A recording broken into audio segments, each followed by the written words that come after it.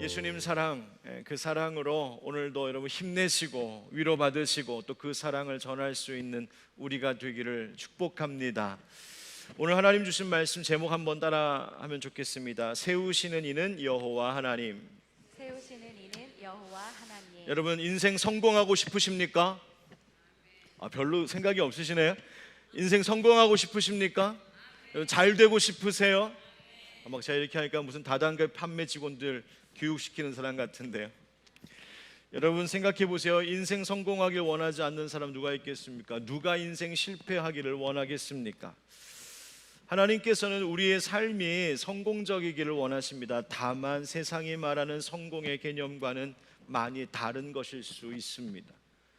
인생의 진짜 성공은 세상 사람들이 누군가가 참 저 인생 잘 됐다, 야 저 인생 오늘 성경에 나오는 표현대로면 강성하여져가는 인생이네 라고 세상 사람들 말하는 것 아니라 하나님 보시기에 참 잘 됐다, 너 참 인생 성공했다, 너 참 복받았다 하실 하나님 보시기에 그런 인생 될 때 그것이 진짜 인생 성공인 줄 믿습니다.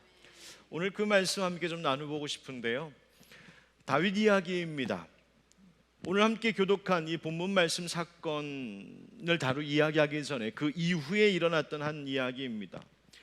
다윗이 하나님의 성전을 건축하고 싶은 마음을 품게 되는데 하나님이 허락하시지 않으셔서 그 성전을 직접 건축할 수는 없었지만 다윗은 그의 아들 솔로몬이 예루살렘 성전을 건축할 수 있도록 그 전에 이미 필요한 모든 것들을 다 준비해 놨습니다. 그래서 성전 건물과 성전 기물을 만들기 위해 필요한 온갖 귀한 재료들, 성경에 보면 금, 은, 노철, 나무, 목재, 보석, 옥돌 등등등 어마어마하게 값지고 좋은 것들을 다 다윗이 준비합니다. 아니 그거 다 어디서 났을까? 성경이 또 친절하게 가르쳐 주죠. 역대상 29장 6절 말씀에 보면 이렇게 되어 있어요. 모든 가문의 지도자들과 이스라엘 모든 지파의 지도자들과 천부장과 백부장과 왕의 사무관이 다 즐거이 들이되. 그리고 나서 그 밑에 9절을 보면 또 이렇게 되어 있어요. 백성들은 자원하여 드렸으므로 기뻐하였으니 곧 그들이 성심으로 여호와께 자원하여 드렸으므로 다윗 왕도 심히 기뻐하니라. 아멘. 그러니까 그 좋은 재료들, 그 값비싼 거 다 어디서 났나 봤더니요, 나라의 지도자들과 그리고 책임 있는 사람들과 그리고 모든 백성들이 기쁜 마음으로 자원하여 드린 것, 헌금하고 헌물한 것, 이것을 가지고 그걸 다 준비했다는 것입니다. 그리고 나서는 이 다윗이 하나님 앞에 감사 기도를 드리는데 그 기도의 내용 가운데 이런 구절이 있습니다. 역대상 29장 14절. 나와 내 백성이 무엇이기에 이처럼 즐거운 마음으로 드릴 힘이 있었나이까?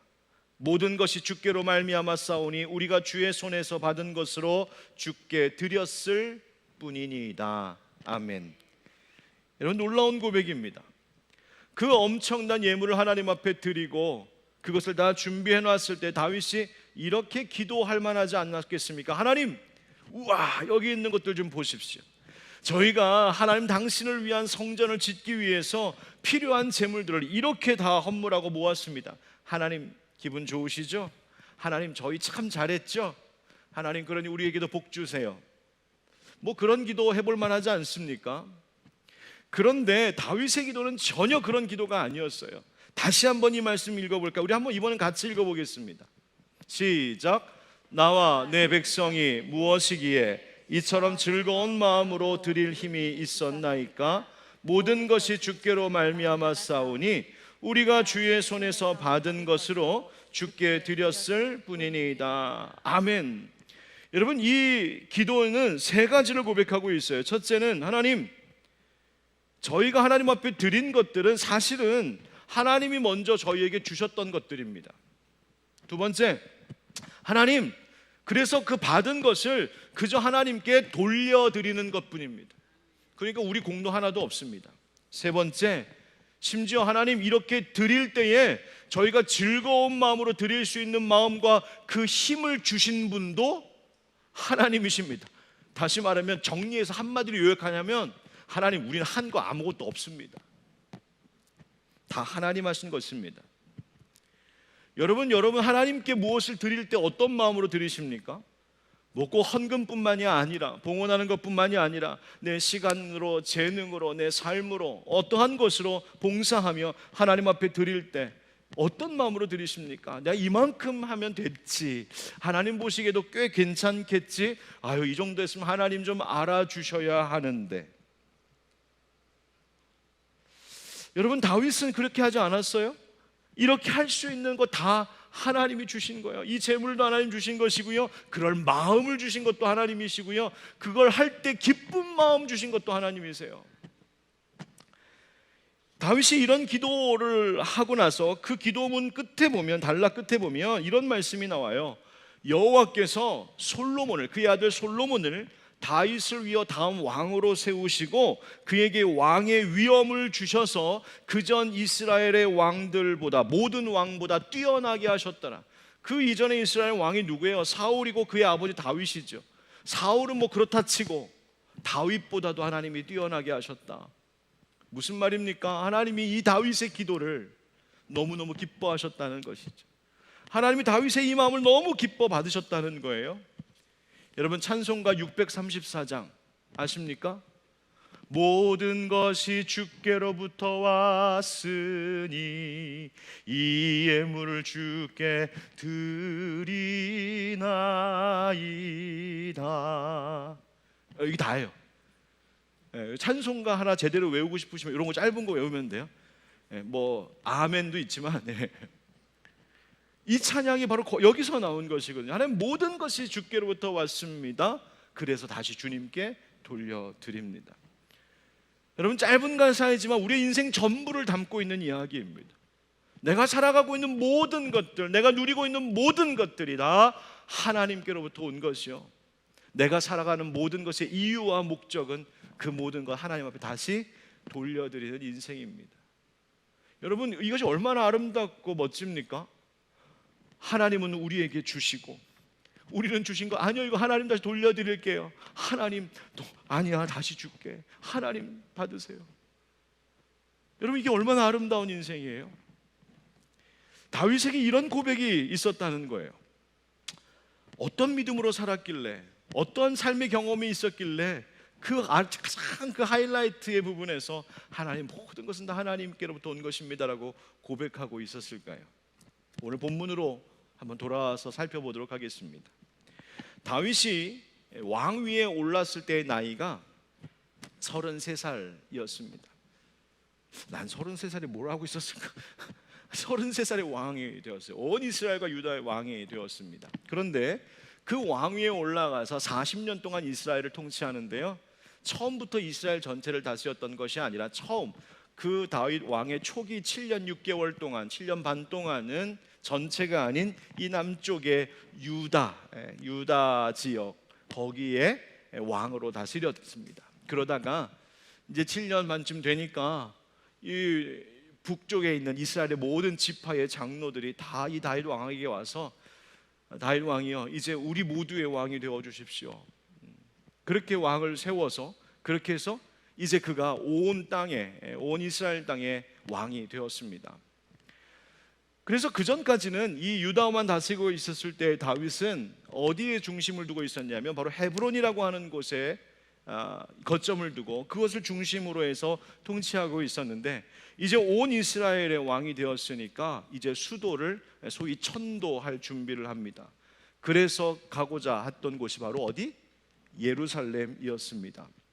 그런데 이 예루살렘으로 수도를 옮기려고 하는데 그 예루살렘에는 이스라엘 사람들이 살고 있었던 것이 아니라 여부스 사람들이 살고 있었다는 거예요. 오늘 본문 말씀 6절 말씀입니다. 6절. 왕과 그의 부하들이 예루살렘으로 가서 그 땅 주민 여부스 사람을 치려하매 그 사람들이 다윗에게 이르되 네가 결코 이리로 들어오지 못하리라. 맹인과 다리 저는 자라도 너를 물리치리라 하니 그들 생각에는 다윗이 이리로 들어오지 못하리라 함이나. 여러분, 이게 무슨 상황이냐면, 여러분, 예루살렘이라고 하는 그 이름은, 여러분, 우리가 샬롬 그러죠? 평화. 그 샬롬이라고 하는 그 단어와 그 어근이 유사하게 연관이 있어서 바로 이 예루살렘이라고 하는 이름의 의미는 아마 평화의 집, 평화의 도시라고 하는 의미를 가지고 있다라고 그렇게 여겨집니다. 그런데 지금 그 예루살렘에 여부스 사람들이 살고 있다는 거예요. 생각해 보세요. 이미 여호수아가 이 땅을 정복해 나갈 때 이미 정복했던 땅이 아니었는가? 아니 그런데 왜 여기 한복판에, 이 이스라엘의 한복판에 왜 여부스 사람들이 살고 있을까? 그 이유가, 배경이 있죠. 본래 이 여부스 족속은요, 예루살렘 주변에 있는 산악지대에 살고 있었던 사람들이에요. 그래서 민수기 13장 말씀에 보면 모세의 때에 정탐꾼을 보내어 그 가나안 땅을 이제 정탐하게 될 때, 그때에 이 여부스인들이 그 산지에 살고 있었다라고 하는 보고가 들어왔었어요. 그런데 이 여호수아 때에 이 가나안 땅을 정복할 당시에 완전히 싹 쓸어버려서 다 정복했어야 되는데 안타깝게도 이 여부스 족속을 쫓아내지를 못했습니다. 그래서 사사기 1장 21절에 보면 이런 말씀이 나와요. 베냐민 자손은 예루살렘에 거주하는 여부스 족속을 쫓아내지 못하였으므로 여부스 족속이 베냐민 자손과 함께 오늘까지 어디에? 예루살렘에 거주하니라. 바로 이 상태로 세월이 흐르고 흘러서 지금 다윗 시대까지 지금 그대로 내려온 것입니다. 그 사이 이 이스라엘의 이 예루살렘이라고 하는 땅이 너무나 지리적으로 중요한 곳이어서 이스라엘의 요충지였던 바로 이곳에 여부수 족속이 남아 자리를 꽉 잡고는 거기서 자기들의 세력을 키워가고 있었던 것이죠. 그래서 이 다윗 입장에서는 이제 온 이스라엘과 유다의 왕으로 딱 되었을 때에 이 여부수 족속을 그대로 둘 수는 없었고, 더군다나 그 중요한 위치에 있는, 지리적으로 중요한 위치에 있는 이 예루살렘을 온전히 정복해야 다윗 왕이 이 나라를 통치함에 있어서 왕권이 든든해지고 이 통치함에 있어서 문제의 소지를 아예 없애버릴 수 있다는 판단 때문이었어요. 그래서 이 다윗 왕이 군대를 이끌고 이 여부스 족속을 물리치고 그 시온 산성, 바로 그 예루살렘을 점령하려고 들어가려고 하는데 이런 말이 들려오기 시작합니다. 네가 결코 이리로 들어오지 못하리라. 맹인과 다리 저는 자라도 너를 물리치리라. 여러분, 이 말이 무슨 말인가요? 맹인과 다리 저는 자라도 너를 물리치리라, 얕보는 이야기이죠. 이것을 이렇게도 번역할 수 있겠지만 또 이렇게 번역할 수도 있어요. 다윗이 맹인과 다리 저는 자를 물리치지 않고는 여기로 들어오지 못할 것이다 라는 말로요. 그러니까 맹인과 다리 저는 자, 싸울 능력이 없는 자들보다도 다윗과 그의 부하들이 더 힘없는 자들이라고 조롱하는 소리가 들려오기 시작한 거예요. 아니, 그렇다면 이 여부스 사람들은 뭐 때문에 이렇게 다윗과 그의 군대들, 그 부하들을 얕잡아 본 것일까? 이 예루살렘이라는 곳이 그런 곳이었어요. 이미 다윗 당시에도 이 예루살렘이라고 하는 곳은 유명한 고대 도시, 고대 성읍이었습니다. 그래서 주전 19세기, 14세기의 고대 문헌에도 이 예루살렘이라고 하는 이름이 이미 등장한다고 해요. 그만큼 이 예루살렘은 사람들에게 주목받고 관심의 대상이었고요, 특히 지리적으로 해발 600m에 있는 고지대, 고산지대에 있는 곳이어서 전략적으로 매우 중요한, 마치 요새와 같이 난공불락의 성읍이 바로 이 예루살렘 이곳이었습니다.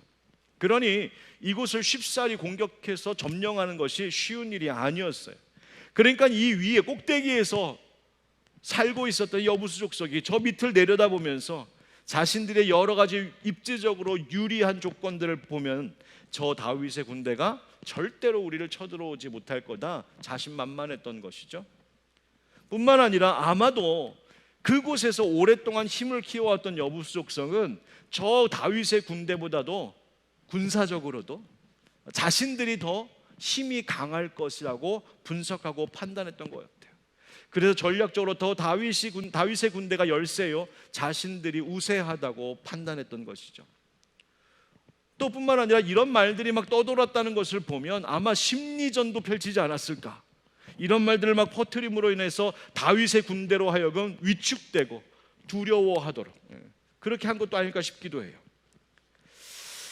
여러분, 이 상황, 지금 이 상황을, 다윗이 딱 맞닥뜨린 이 상황을 우리의 삶에도 한번 비추어 생각해 볼 수 있겠다 싶습니다. 한번 생각해 보세요. 그림을 그려 보세요. 이스라엘, 이 이스라엘 백성들이 정복해서 살도록 하나님께서 주신 그 가나안 땅, 그 땅의 한복판에, 그것도 가장 중요한 위치에 있는 그 성이 하나님의 백성이 아닌 여부수 족속의 손안에 여전히 있다.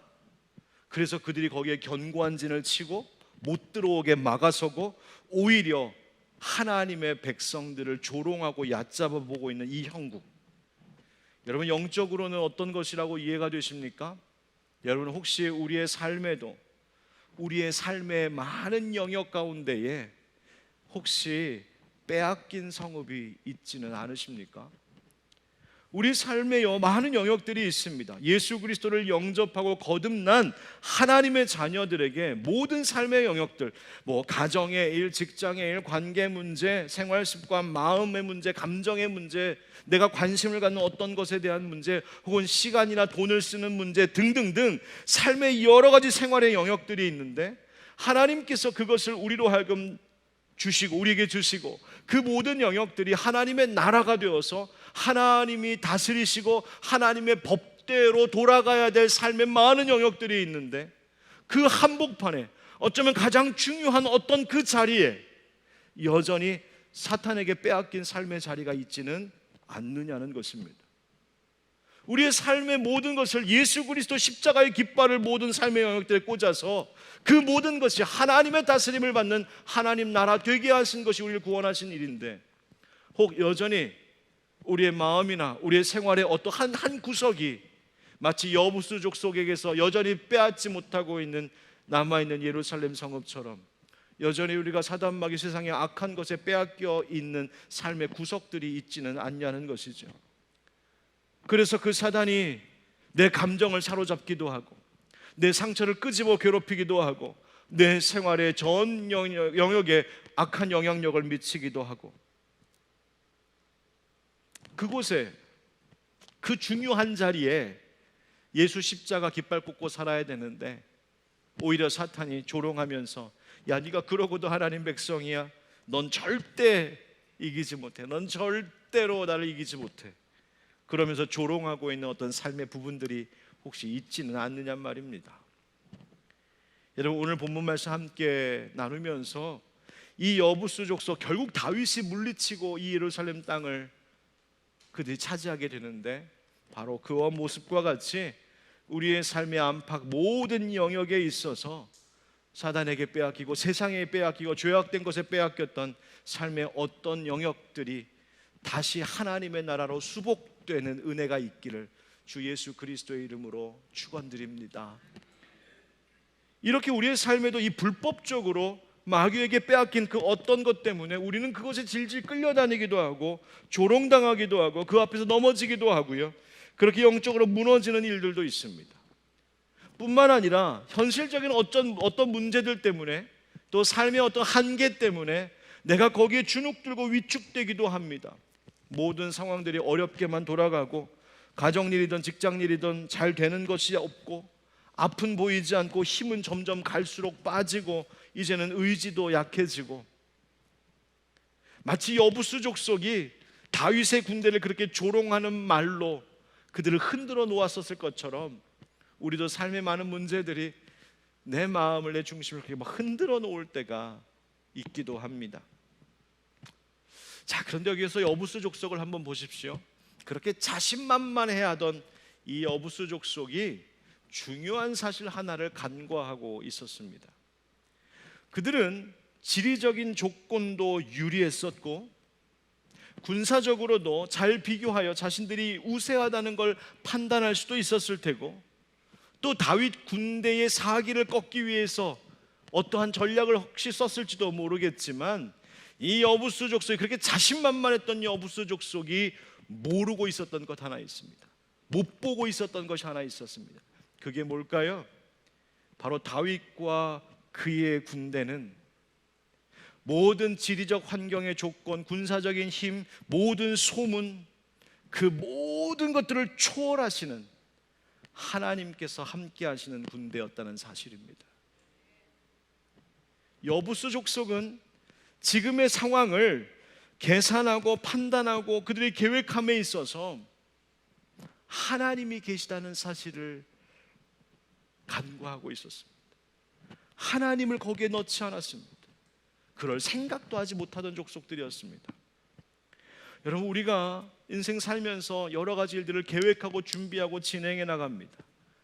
지금 내가 어떤 상황에 있는가 분석도 하고요, 또 미래를 예측하기도 해야 됩니다. 여러분, 어떻게 인생 살면서 가정을 꾸려나가든 직장에서 일을 하시든 뭘 하든지 간에 여러분 어떻게 현실을 잘 분석하고 또 미래를 준비하지 않고 그 일을 잘 해낼 수 있겠습니까? 뭐 세상 회사 기업도 마찬가지지만 교회도 그렇습니다. 여러분, 교회도 주먹구구식으로 하면 안 됩니다. 교회도 막무가내로 운영하는 것 아닙니다.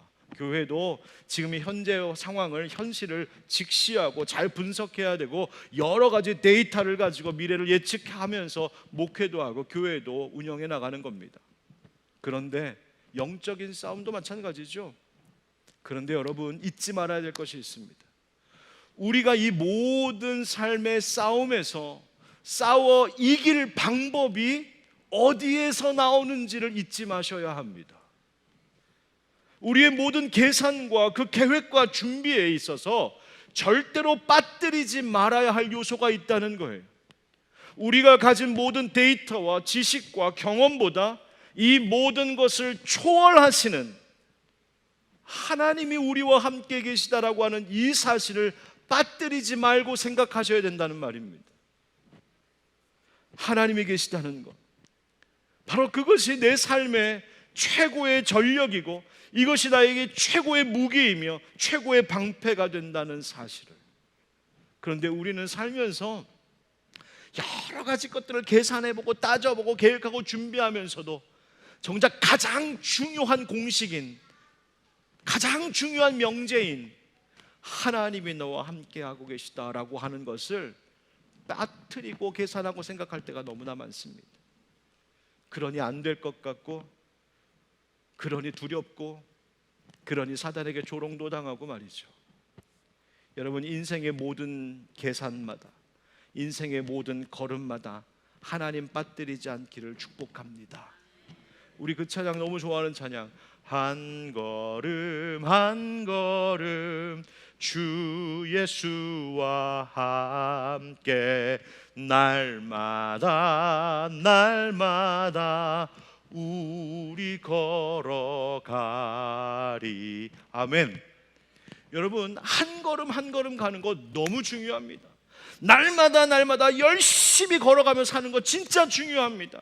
한 걸음 내디딜 때마다 철저히 계산하고 준비도 해야 되고요, 날마다 날마다 성실하게 살아가면 중요합니다. 그런데 이 찬양 가사에서 가장 중요한 것은 주 예수와 함께입니다.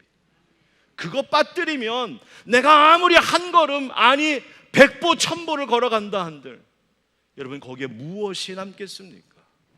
여러분 한번 따라해 보실까요? 열심보다 중요한 것은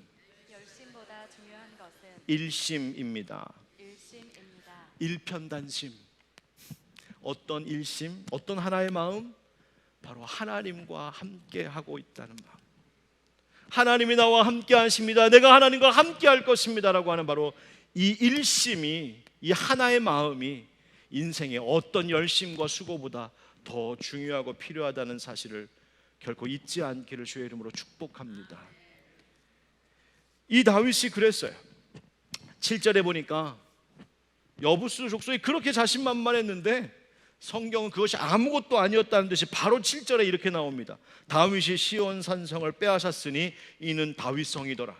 앞에서 했던 말이 좀 무색해질 만큼 말이죠. 그리고 나서 8절에 보니까 그날에 다윗이 이르기를 누구든지 여부스 사람을 치거든 물 깃는 데로 올라가서 다윗의 마음에 미워하는 다리 저는 사람과 맹인을 치라 하였으므로 속담이 되어 이르기를 맹인과 다리 저는 사람은 집에 들어오지 못하리라 하더라. 아멘. 여기서 이 말이 무슨 말일까? 좀 이해하고 넘어가죠. 물 깃는 데로 올라가서라고 하는 이 말은 아마도 그 성의 수로를 의미하는 것으로 봅니다. 그러니까 이 예루살렘 성 밖의 그 어떤 수원지에서 이 성 안으로 물을 끌어오는 수로가 연결된 수로가 있었는데 바로 다윗이 예루살렘을 공격할 때에 바로 그 수로를 통로 삼아 예루살렘 성으로 진격해 들어갔다라고 보기도 하고요. 또 어떤 분들은 어떻게 분석하냐면 그 통로로 들어간 것이 아니라 바로 그 수로를 차단하여서 안에 있었던 여부수 족속을 완전히 고립시켜 갖고 항복하게 했다라고 보기도 합니다. 뭐 어찌 됐든 바로 이 다윗이 그 수로를 이용하여서 공격했습니다.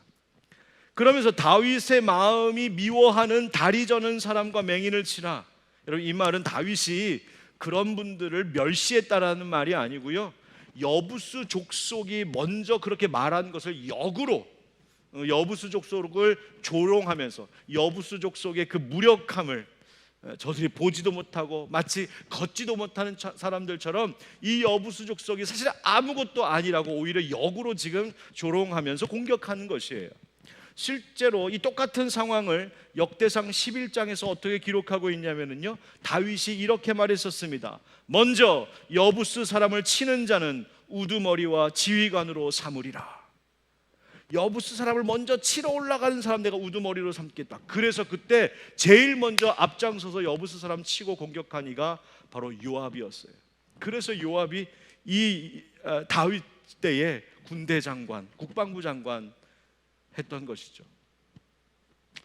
그렇게 공격해서 다윗이 승리했습니다. 얼마나 멋있어요? 멋진 전략과 용감한 장수들이 나와서 싸워 이겼어요. 그런데 그러면 그 다음에 역사 기록물이라면 와, 다윗 왕 잘 싸웠다, 다윗 왕 전략 잘 썼다, 야, 다윗의 부하들은 진짜 멋지구나, 뭐 이렇게 쭉 나와가야 될 거 아니에요? 그런데 그게 아니고요, 10절에 이렇게 나옵니다. 우리 10절 다 같이 읽어봅시다. 10절 시작. 만군의 하나님 여호와께서 함께 계시니 다윗이 점점 강성하여 가니라. 아멘. 성경이 말하고 있는 것을 조금 자세히 번역하면, 어순에 따라 번역하면 이런 겁니다. 점점 강성하여졌다, 그리고 그가 걸어갔다. 이게 점점 강성하여 가니라라고 하는 말이 점점 강성하여졌다, 그리고 그가 걸어갔다, 이런 말입니다. 밤에 조금 피곤하시겠지만 히브리어 공부 조금만 하겠습니다. 6절로 다시 올라가서 보시면 6절에 왕과 그의 부하들이 예루살렘으로 어떻게? 가서라는 말이 있죠.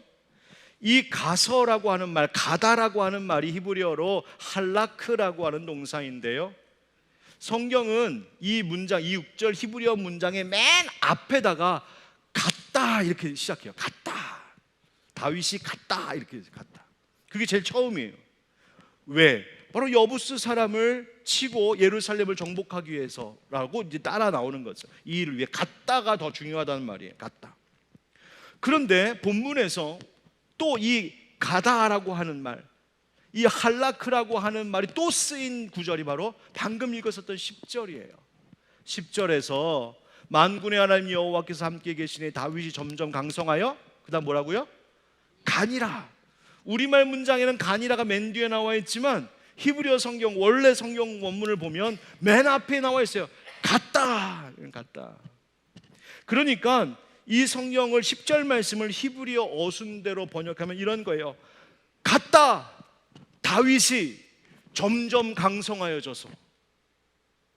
그러니까 다윗이 어제보다 오늘, 오늘보다 내일 점점점 강성하여져 그 길을 갔다, 이렇게 말하고 있는 거예요. 그리고 그 원인이 뭐라고 말하고 있습니까? 어떻게 다윗이 점점 강성하여져서 그 길을 갔다고 말해요? 만군의 여호와 하나님께서 함께 계셔서, 그 하나님이 함께 계셔서. 그러니까 다윗이 지금 예루살렘을 정복한 것, 그의 길을 가고 있는 것, 그를 강성하게 된 이 모든 것들은 다 하나님께서 도우신 결과였다라고 말하고 있는 거죠. 뭐 이렇게만 이야기해도 의미는 전달이 되는데 조금 더 성경이 뭘 강조하고 있는지 조금 더 깊이 들어가 보도록 하겠습니다. 여기서 아까 얘기했던 그 가다라고 하는 말, 할라크, 6절도 그렇고 10절도 그렇고 가다라는 말로 시작됐다고 그랬죠. 그런데 이 가다라고 하는 말이 시작될 때 그냥 할라크라고만 쓰지 않고 그 앞에다가 성경은 의도적으로 접속사 하나를 붙입니다. 와우라고 하는 접속사인데요, 그게 우리 영어로 하면 and, 우리말로 그리고. 그래서 이 말은 그리고 그는 갔다, 점점 갈수록 강성해졌다. 그래서 이 와우라고 하는 접속사를 붙이는 거를 와우 계속법이라는 그런 말이 있어요. 그런 용법을 쓸 때 그 의미가 뭐냐, 이 용법에 따라서 이 의미를 살려서 설명해 보자면 이런 뜻이에요. 다윗이 예루살렘을 치러 갔다, 그리고 시온 산성을 차지했다, 그리고 그가 점점 강성하여졌다, 그리고 그가 그렇게 강성하여져 가는 그 길 옆에는 and 하나님이 함께 계셨다. 이걸 강조하고 있는 거예요. 다윗이 점점 강하고 커져가던 그 인생의 길은 그가 단독적으로 혼자 가고 있었던 길이 아니라 and 그 옆에, 플러스 그 옆에 하나님이 함께 가고 계신 길이었다. 이 말을 강조하고 있는 거예요.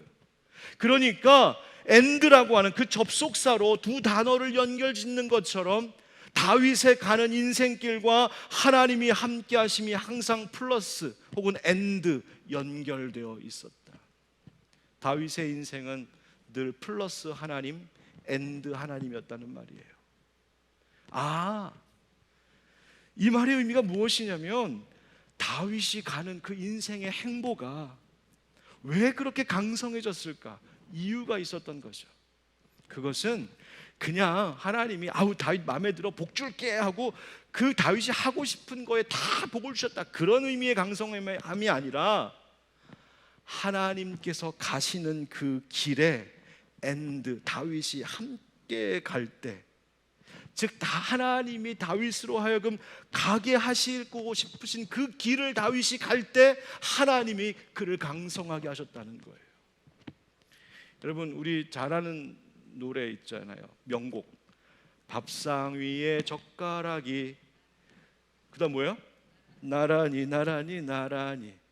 댓돌 위에 신발짝이 나란히 나란히 나란히. 그 다음 끝에 보면 동무들이, 학교길에 동무들이 나란히 나란히 나란히. 그 나란히예요.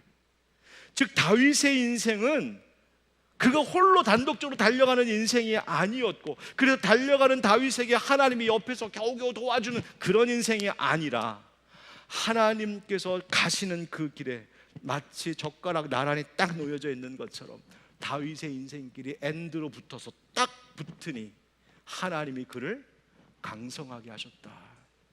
즉 그 얘기하고 있는 거예요. 모든 인생 걸음걸음이 주 예수와 함께, 모든 인생의 걸음이 플러스 하나님, and 하나님. 이것이 얼마나 대단한 것인지, 이것으로 인하여 얼마나 다윗이 강성하여졌는지 성경은 우리에게 이렇게 증언합니다. 11절에 두로왕 히람이 다윗에게 사절들과 백향목과 목수와 석수를 보내매 그들이 다윗을 위하여 집을 지으니, 우와, 다윗의 궁전을 지으라고 두로왕 히람, 당시에 가장 부유하고 가장 강력했던, 영향력이 있었던 인물 중에 하나인데, 그가 다윗이 잘 되는 것을 보고 그 집 지으라고 자기가 손수, 그 나라의 유명한 백향목 자재들을 다 보내주고 자기 나라의 목수와 기술자들, 최고의 인력들을 다 보내주어 다윗 집 지어줬다는 거예요. 여러분, 하나님과 함께 나란히 인생길 걸어가니까 하나님이 그 인생길에 사람도 붙여주시고 재물도 붙여주시더라는 겁니다. 여러분, 여기서 중요한 말씀을 함께 나누고 싶습니다. 그러면 그렇게 하나님과 나란히 걸어가는 그 인생길은 도대체 어떤 마음으로, 어떤 중심으로 살아가는 인생일까? 12절을 같이 읽겠습니다. 12절 시작. 다윗이 여호와께서 자기를 세우사 이스라엘 왕으로 삼으신 것과 그의 백성 이스라엘을 위하여 그 나라를 높이신 것을 알았더라. 아멘. 다 빼고 맨 앞에 있는 단어와 맨 끝에 있는 단어만 딱 연결하면 뭐예요? 다윗이 알았더라. 자, 이게 중요해요. 다윗이 알았답니다. 여기서 알았다라고 하는 말은요, 그의 삶의 체험을 통하여, 인생의 수많은 일들을 겪으면서 그 삶의 경험들을 통하여 다윗이 터득하고 깨닫고 정말 그렇구나라고 안 것이 있다는 거예요. 뭘 알았을까요? 따라하겠습니다. 은혜를 아는 사람을 세우십니다. 은혜를 아는 사람을 세우십니다. 첫 번째는 뭘 아는 사람이라고요? 은혜 아는 사람입니다. 은혜 아는 사람. 다윗이 뭘 알았다고 성경이 되어 있냐면, 다윗이 여호와께서 자기를 세우사 이스라엘 왕으로 삼으신 것을 알았다. 누가 세웠다고요? 하나님. 다윗이 알았다는 거예요. 자기가 뛰어나서, 자기가 지혜로워서, 자기가 인품이 좋아서, 자기의 전투력이 강해서, 자기의 지도력, 리더십이 좋아서 그래서 왕이 된 것이 아니라, 누가? 하나님이 자기를 왕으로 세우신 것을 알았다는 거예요. 여러분, 이거 뭘 말하는 거예요? 다윗이 자기가 은혜 받았다는 것을 알고 있었다는 거예요. 여러분, 우리가 은혜 잊고 사는 사람을 뭐라고 말하면 배은망덕하다 그러잖아요. 여러분, 혹시 우리 하나님 앞에 그렇게 살고 있지 않을까요? 여러분, 우리의 가진 모든 것이 다 누구로부터 왔다고 했습니까? 주께로부터 왔다고요. 그런데 내 것인 양 살아가고 있지 않냐는 말입니다. 내 인생의 모든 것이 다 하나님께서 그저 거저 주신 것인데, 은혜 받은 자라면 그 은혜에 감사하며 살아야 되지 않을까요? 우리가 어떤 분에게 식사 한 끼를 대접받아도 너무너무 고마운 마음으로 몇 번이고 고맙습니다, 감사합니다 하는 마음 갖고, 빚진 마음이 있어서 다음엔 내가 쏴야지, 그 마음 갖고 있는데, 하물며 내 인생에 살아가는 모든 것들이 다 하나님이 주신 것이라고 한다면, 내가 움직이는 내 몸도, 내 생명도, 내 건강도, 시간도, 물질도, 내가 누리고 있는 모든 것들이 다 하나님께서 주신 것이라고 한다면, 내가 자랑할 것이 무엇이 있고 내가 욕심 부릴 것이 무엇이 있겠습니까? 오히려 내게 주신 그것 바라보면서 감사하며 살아야 되는 것 아닐까요? 하나님이 누구를 세우실까? 하나님이 어떤 인생, 야, 네가 나와 진짜 나란히 함께 걷는 인생이구나라고 칭찬하시며 점점 더 강성하게 하실까? 다름 아닌 바로 우리의 모든 것이 다 하나님께로부터 온 은혜입니다. 이 사실을 아는 사람들입니다. 여러분, 은혜 잊지 않기를 축복합니다. 두 번째 따라합시다. 주인을 아는 사람을 세우십니다. 주인을 아는 사람을 세우십니다. 다윗이 고백하기를요, 뭘 알았다고 그 다음 또 나오냐면, 그의 백성 이스라엘을 위하여 그 나라를 높이신 것을 알았더라, 이렇게 되어 있습니다. 누구의 백성? 그의 백성. 누구 나라? 그의 나라.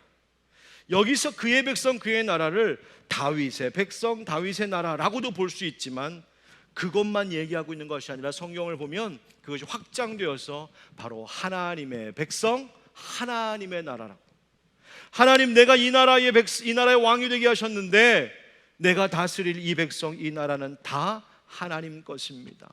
하나님이 진짜 주인이십니다. 다윗 그거 알았다는 거예요. 여러분, 잊지 마십시오. 내가 종임을 하나님 앞에 고백할 때 하나님이 복 주십니다. 여러분, 하나님이 다윗에게 약속하셨던 것이 뭐냐면 종의 집에 복을 주시겠다는 거였어요. 내가 하나님 주인인 양 살 때 하나님 막 헷갈려 하실 거예요. 분명히 종이었는데 왜 주인 행세하고 있지?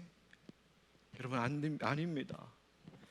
내가 아무리 왕이라도, 내가 이 나라의 대통령이라도, 내가 어떤 권력과 지위를 가졌다 할지라도 결국 나는 종이라는 사실 잊지 말아야 됩니다. 주인은 누구시다? 하나님이시다. 하나님 주인이심을 고백하며 사는 인생이 하나님과 나란히 걷는 인생이라는 거예요. 세 번째 따라합시다. 목적을 아는 사람을 세우십니다. 목적을 아는 사람을 세우십니다. 다윗이 자기를 왕으로 세우신 하나님의 이유를 알았어요. 그게 뭐냐면 그의 백성을 위하여, 하나님 백성 위하여. 자기를 왕으로 세우신 것은 나 잘 되라고, 나 권력 휘두르라고, 나 부유하고 평안하게 살라고 나를 왕으로 우뚝 세우신 것이 아니라 하나님 백성 위한 목적이 있구나라는 것을 알았다는 거예요. 저는 우리나라 대통령을 비롯한 위정자들도 이 사실을 제발 좀 알아줬으면 좋겠습니다. 하나님께서 그 모든 권세를 주셨고 그 지위에 올려주셨는데, 그것이 이 나라의 위정자들이 자기를 위한 것 아니라 하나님 백성, 이 나라 백성들을 위한 것이라는 것을 꼭 알았으면 좋겠습니다. 여러분, 그들만 뭐라고 할 것이 아니에요. 우리도 마찬가지입니다. 내게 주신 것들 나 위한 것 아니라 타인을 위하고 이웃을 위하라고 하나님 주신 것들인 줄 믿습니다. 여러분, 첫 번째 정리합시다. 첫 번째, 무엇을 아는 사람이어야 된다고요? 은혜를 아는 사람. 두 번째, 주인을 아는 사람. 세 번째, 목적을 아는 사람.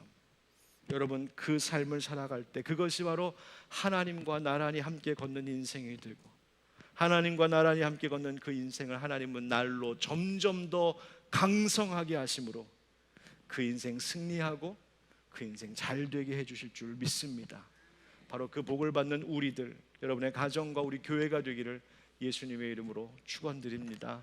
아멘.